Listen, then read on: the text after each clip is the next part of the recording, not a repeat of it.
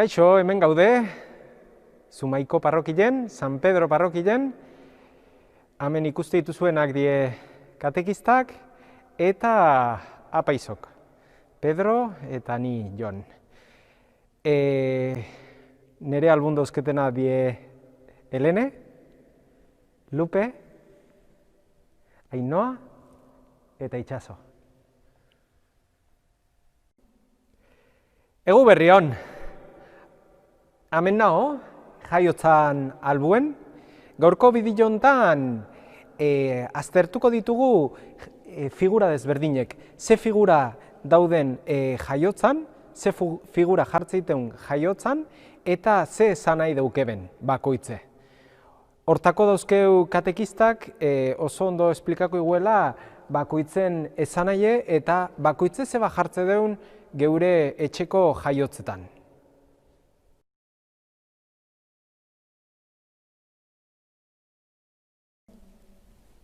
Abendualdia pasada eta orain gabonak iritsi dira.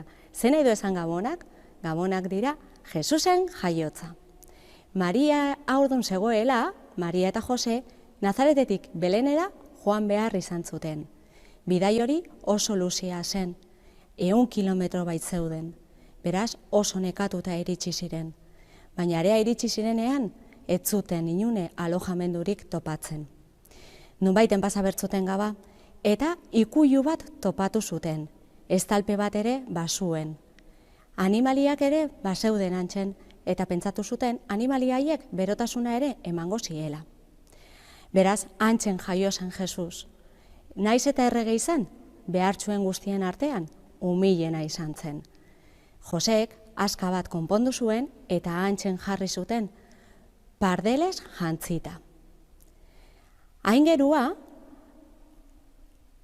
hartzaien gana joan zen berri ona ematera, eta hartzaiek Beleneraino iritsi ziren, agurtzera eta eskaintzak egitera. Batzuk arkumea, besteak ardia. Baino urrutitik ere norbaitzuk etorri ziren. Erregeak urrutitik zetozten, errege magoak ziren, baina magoak zer dira? Magia egiten dutenak, ez? Ezagutzen ditugu. Ba ez, garai haietan errege magoa ziren lurralde hartako jakintsuenak denetik zekiten, eta bazekiten Mesias jaioko zela, eta mundua zetorrela, mundua gizakia salbatzera.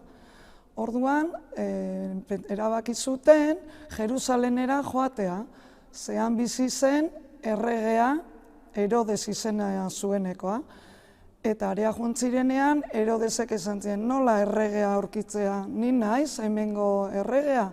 Eta esan ziren, ez, aur bat jaioko da eta izango da guztion erregea. Eta horrek biziki haserretu zuen Herodes, eta esan ziren, aurkitzen duzuenean, ume hori niri esan, nik nahi du jakin non dagoen ume hori. Eta erregek esan zioten, bai ez, aurkite zutenean esango ziotela.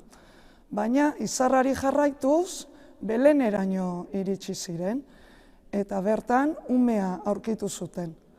Eta badakizue, ze oparik eskaini zizkioten? Urrea, erregeei urrea eskaintzen delako, mirra gizakia zelako, eta azkenik intzentzua errege guztien erregea delako. Beraz, egun hartan, ametsetan zeudela, erregeak, aingerua ez saldu zitzaien, eta benetan, Herodesen intentzioa zeintzen esplikatu ziren. Eta esan zien, nola Herodesek ume hori hil egin nahi zuen.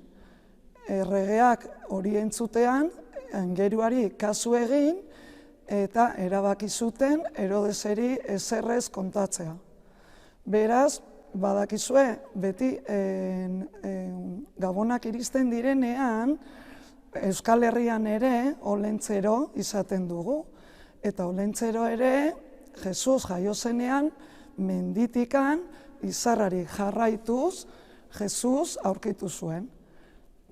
Aurtengo gabonetan, badirudi ez dugula oparirik izango edo gabonarik izango. Baina bai, izango dugu, ze urte hartatikan erregeak mehau jaio zenetik, eta errege horiek eskaintza egin ziotenetikan, beti egongo da gure etxeetan opari bat. Badakizue zein da opari hori? Inoiz falta ez izan zaigun oparia? Jesusen jaiotza, zebera izan da, guri salbatzera etorri dena. Hori da, Eguberritan izaten dugun opari handiena eta garrantzitsuena. Beraz, Eguberrion eta ea zemozko ongi etorria egiten diozuen.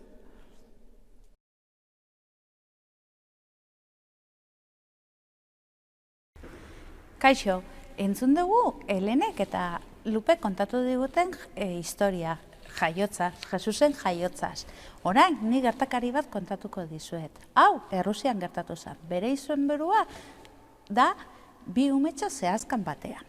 1984 urtean, Amerikarrei iritsi zaien gonbidapean Errusiatik, hezkuntza saiatik, abek eskatzen ziren ea etika eta morala Bibliaren bitartez joan zitekeen behaien bizizpena kontatzera. Amerikarrak onartu zuen eta Errusiara joan ziren. Han, erakutsi bertzuten edo hitzaldiak eman bertzituzten, suitzalei etxeetan, municipaletan, eskoletan eta leku publikoetan. Eta baita umezurtz etxeetan. Bueno, fetxa garrantzitsu bat iristen nahi zan. Fetxa hori badakizu izan da, Gabonak dira. Eta justu joan bertzuten umezurtzen etxeetan. Han, 100 ume zeuden. Ume horiek, ez zuten gurasorik eta bizizien begirale batzukinan eta gobernuaren laguntzarekin. Oso pobreak ziren. Bueno, Amerikarrak iritsi zianean, 100 umek zeuden elkarrekin iserita prest behaien historia kontatzeko. Badakizu ez histori kontatu ziren? Maria, Jose eta Jesusen historia kontatu ziren. Umiak txundituta eta harrituta gelditu ziren historia horrekin. Danak zeuden, pospozik eta sinisten historian. Eta prest ziren. Zergaitik ez dugu prestatzen jaiotza bat? Jaiotza, umei, idei, bikaina iruditu zitzaien eta jaiotza egin zuten. Ez zuten ezeroz jaiotza egiteko, kartoi batzukin egin zuten etxeatxua, zehazka bat, eta franelazko kamisoi batekin egin zuten mantatxuak moztu karratu txikietan. Zerbilleta, papeleko zerbilleta hori jazezkaten, Amerikarrak eraman da, eta arekin zituzten tirak moztu eta lastua bezala jarri. Danok, umedanak, hasi ziren bere zehazkatxuak eta bere jaiotza prestatzen pospozik. Begiraleak, bitartean, joan ziren ikusten umeak nola egiten ari ziren. Eta iritsi ziren ume baten gana. 6 urte inguru eukiko zituen. Eta badakizuen nola izena zuen? Mixa. Eta zerbait gertatzen zen Mixaren jaiotzan. Zerbait oso arraroa ikusi zuten. Jaiotza hartan, zehazkan, 2 umetxo zeuden. Harrituta gelditu ziren, eta Mixari galdetu egin ziren zergaitik jarri zituen 2. Errusiarez hitzeiten hasi zen Mixa eta ez zuen ezerre ulertzen. Orduan bertako begirale bateri deitu ziren, eta esan ziren. Torrin pixkat eta esan zer kontatzen digun Mixak. Hau, Mixak bere historia kontatzen hasi zen, oso ondo, Marian historia oso ondo kontatu zuen, Josenera ere bai, baina Jesusen historia kontatzen nahi zen, nian bere historia kontatu zuen. Mixak esan zien, Jesusek galdetu ziela aber bakarri zegoen, eta berak baietz erantzun zien. Jesusek esan zion, berekin zehazkatxuan egon zezakeela. Eta Mixak harrituta ezin zuen onartu hori, etzekan ezerrez beri oparitzeko eta esatezion, baina nik ez dakat ezerrez zuri emateko, ez badan ere gorputzaren berotasuna zurekin egoteko aldamenian, ez daukat beste oparirik zuretzat. Jesusek esan zion, baietz, opari hori munduko opari honena zala, maitasuna ematia eta berotasuna Kriston oparia. Begiraleak txundituta gelditu ziren Mixaren historiakin. Mixa bere historia bukatu zuenian kontatzen, nehar batean hasi zen. Ze konturatu zen, badakizu ezertaz, misa behinez etzala egongo bakarrik, beti eukiko zula bere lagun bat aldamenean, Jesus izenekoa, eta beti maitatuko duela.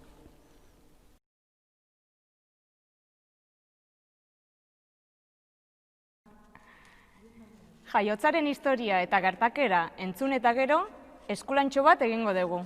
Zer iruditzen zaizue jaiotza bat prestatzen badugu? Horretarako, kartoi bat beharrezkoa dugu. Eta bertan joango gara, paperezko siluetak edo irudiak itxasten. Eta beraien esanahiak esango dizuet. Lehenik, estalpearen sarrera itxatxiko dugu. Ate asko jo eta gero, Josek eta Mariak leku bakarra aurkitu zuten deskantzatzeko eta Jesus izateko. Figura hauek itxasteko edo kolakin edo bi aldetako zeluakin itxasi daiteke. Estalpearen goian izarra itxatxiko dugu. Eta izarrak esan nahi du bihotza, ongietorria edo puretasuna. Orain berriz, estalpearen erdian, silueta edo irudi hau jarriko dugu, baina bertan pertsonai desberdinak datoz. Nondik hasiko gara? Jose irudiatik hasiko gara. Itxaropena esan nahi du. Salbatzailearen zai zegoen. Jesus adoratzen zuen, Mariaren sabelean zegoenetik. Mariaren irudia ere hemen daukagu. Bere esanahia tokia, prestatasuna da. Toki bat egin zion Jesusi bere bihotzean, bere bizitzan eta bere sabelean. Guk ere toki hau egingo diogu gure bihotzean eta gure bizitzan Jesusi. Idia eta astoa ere hemendik dabiltza, bakoitza iskin batean. Estalpea berotzeaz gain jauna ikusten dute, jainkoaz sinisten dute. Jende askok ez zuen sinisten Jesus jauna bezala ikusten, baina idiak eta astoak berehala ikusi zuten. Eta silueta honetako azkenengo irudia Jesus edo Emanuel da, jainkoa gurekin esan nahi du.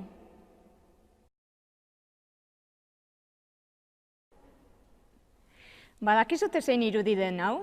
Hau ingurua da, eta Jesusen jaiotzaren berri ematen digu. Gu ere hortara deitua gaude. Hartzaia bere ardi eta antxumeekin ere hementxe daukagu.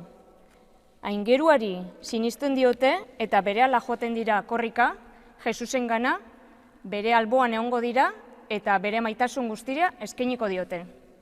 Eta azkenik, 3 erregeak falta zaizkigu. Beraiek Jesusengan sinisten dute eta bere bila dabiltza.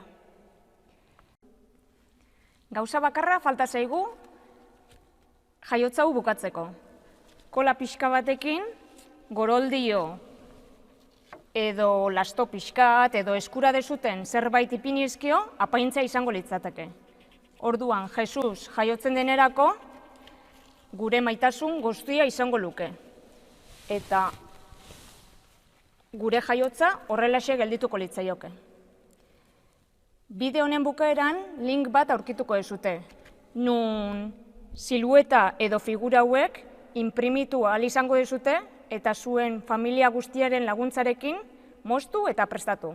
Animatu zaitezte!